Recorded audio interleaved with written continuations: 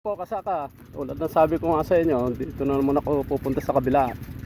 So, siyempre, ganyan lang muna tayo para hindi tayo masaldak. Makita natin yung dinadaanan natin. Yan.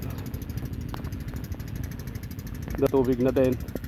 Ang ganda na rin sana oh. Nag-green na siya dito. Makaka-recover na rin to siguro. Kasi kaya i-spray ko lang ito ng foliar ano na lang natin to.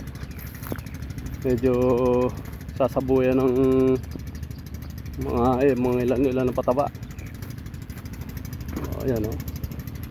Ayan yung tao ko umigib ng ng krudo.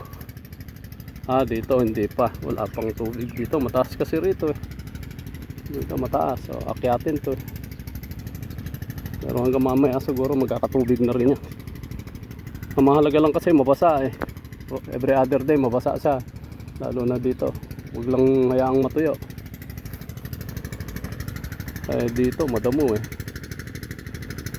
ayan, lalaki ng damo, pero yung iba patay na. Ito, yung damo to lalaki kailangan masabuyan ulit ito, ma-sprayan to ng mapatay. Ito aming palay yung iba patay na ito kasi nalaktawan, kaya ganito ang damo. Bibirahin po natin yung 3 pitak na mga 2 litro pa siguro. Sayang naman pagka hindi na yung iba patay na yun.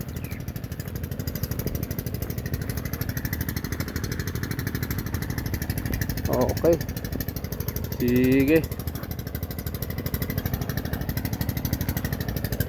dito tayo ngayon uupo. Medyo okay na dito.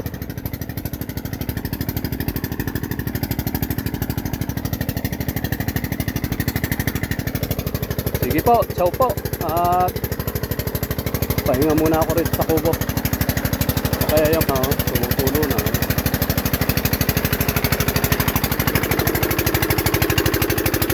Yan na lang dito.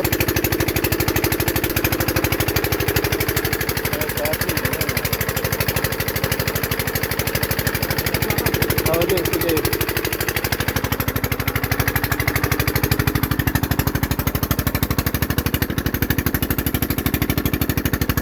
Ito, matataba rito